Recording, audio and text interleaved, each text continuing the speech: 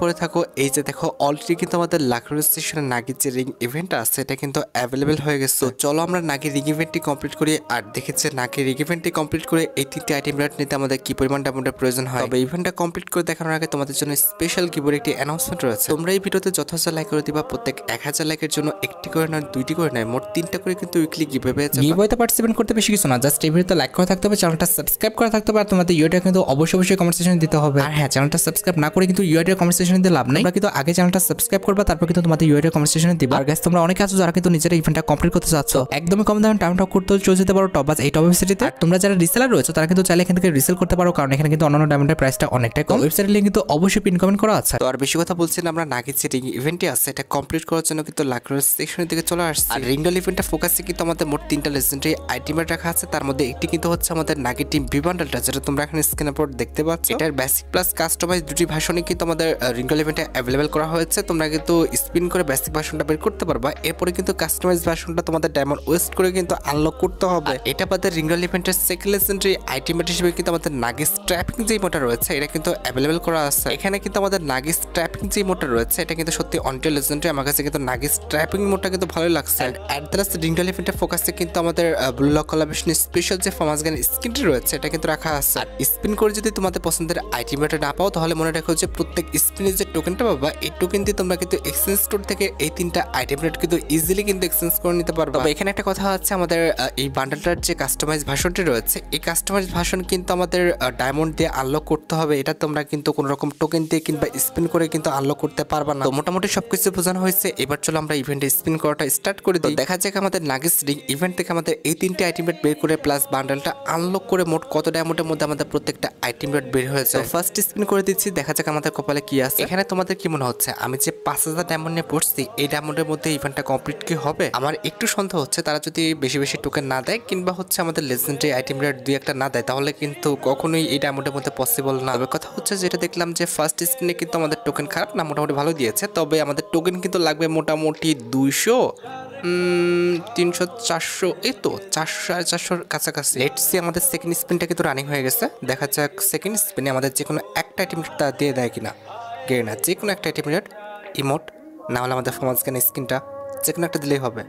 দিল এখানে হয়তো আমার এত এক্সপেকটেশন রাখা ঠিক হচ্ছে না। তারপরে দেখা যাক ভাই, একটু টোকেন তো বেশি করে দিবে। টোকেনের অবস্থা তো খারাপ করে দিচ্ছে। একটা টোকেন, 2টা, আবার 2টা, আবারও 2টা, আবার একটা। আরে ভাই, এটা কোনো কথা? যে কোনো একটা আইটেম রেট তো দিবে। ও ভাই, মনে হলো ইমোটা দিচ্ছে না? কি দেখলাম? কংগ্রেচুলেশন। হ্যাঁ ভাই, ইমোটা দিয়ে দিচ্ছে। আমাদের নাগিস ট্র্যাপিং যে ইমোটা, যেটা আমাদের 150 টোকেন লাগতো এক্সচেঞ্জ করতে, সেটা আমরা কিন্তু স্পিনের মাধ্যমে পেয়ে গেছি। সিরিয়াসলি সত্যি আমার অনেকটা ভালো লাগছে। দেখা যাক যে আমাদের বান্ডেলটা যেটা রয়েছে এটা আমরা স্পিনের মাধ্যমে পেয়ে যাই কিনা। আমি শিওর যেটা সম্ভব না, যদি পেয়ে যাই এটা কাকতালে হয়ে যাবে। আমার যেটা এক্সপেকটেশন সেটা হচ্ছে, যদি ফার্মাস গান স্কিনটা দিয়ে দিত তাহলে কিন্তু আমাদের মোটামুটি 150 টোকেন বেঁচে যেত। দিবে কি আদৌ? বলা যায় না, দেখা যাক দেয় কিনা। না না রে, দিল না। আচ্ছা, ইমোটা দিয়ে দিচ্ছে আমাদের এক্সপেকটেশনটাই। আর বেশি টোকেন লাগেও না, মোটামুটি আর কত, ওই তো 200-250 মতো টোকেন লাগে, পেয়ে যাবো আশা করি এই ডায়মন্ডের মধ্যে। যেহেতু ইমোটা দিয়ে দিচ্ছে ওখানে বেঁচে গেছি, তারপরও আশা রাখতেছি ফার্মাস গান স্কিনটা পাবো। না দিবা?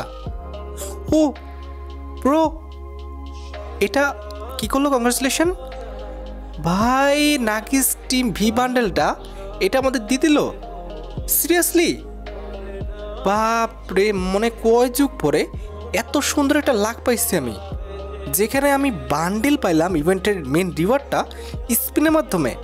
সিরিয়াসলি, আরে আমার তো এখনো ঘলি কাটতেছে না।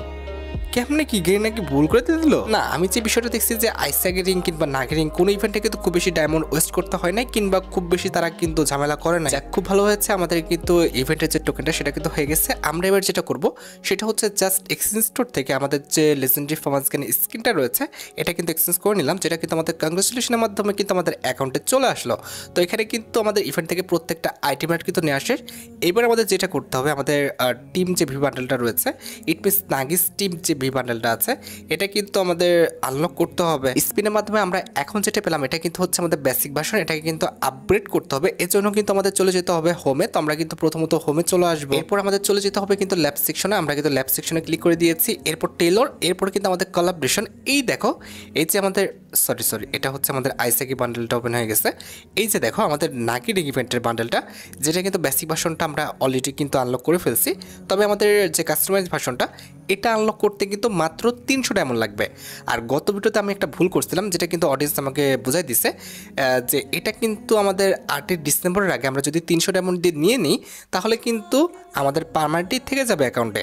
আর যদি 8 ডিসেম্বর ওভার করে ফেলি তাহলে কিন্তু এটা কখনোই আমরা জীবনে আর নিতে পারবো না। ইট মিনস আমার দেখা মতে ফ্রি ফায়ার ইতিহাসে অডিয়েন্সের জন্য সবচেয়ে ভালো কিন্তু ইভেন্ট আমাদের নাগিস এবং আমাদের আইসাকের ইভেন্ট কিন্তু ছিল। ইভেন্ট থেকে তোমরা কিন্তু একটি বান্ডেল কিন্তু মাত্র কিন্তু 300 ডায়মন্ডে পাচ্ছ, যেটা কিন্তু একদম অবিশ্বাস্য ছিল। আর হ্যাঁ, আমি যখন ইভেন্টে স্পিন করাটা স্টার্ট করি তখন কিন্তু আমাদের অ্যাকাউন্টে 5517 ডায়মন্ড ছিল, এখন কিন্তু আমাদের অ্যাকাউন্টে 4017 ডায়মন্ড আছে। তার মানে বোঝা গেল ফুল ইভেন্টটা কমপ্লিট করতে ইভেন্ট থেকে কিন্তু আমাদের খুব বেশি না, জাস্ট আমাদের 1500 ডায়মন্ড লাগছে। আর তোমাদের লাক যদি অত্যাধিক খারাপ হয়ে থাকে সেক্ষেত্রে কিন্তু খুব বেশি ডায়মন্ড লাগবে না, হাইস্ট হলে 3000 ডায়মন্ডে কিন্তু ইভেন্টটা সম্পূর্ণ কমপ্লিট হয়ে যাবে। তো যাই হোক, আশা করি তোমরা ভিডিও দেখে উপকৃত হয়েছো। তাই যদি হয় অবশ্যই কিন্তু ভিডিওতে একটি লাইক করে দিও। চ্যানেলটা সাবস্ক্রাইব না করা থাকলে কিন্তু অবশ্যই চ্যানেলটা সাবস্ক্রাইব করে ফেলো। আর তোমরা যারা এখনো গিভওয়েতে পার্টিসিপেট করনি অবশ্যই কিন্তু গিভওয়েতে পার্টিসিপেট করে ফেলো। আজকের মতো ভিডিও এই পর্যন্ত, দেখা হবে অন্য কোনো ভিডিওতে। আল্লাহ হাফেজ।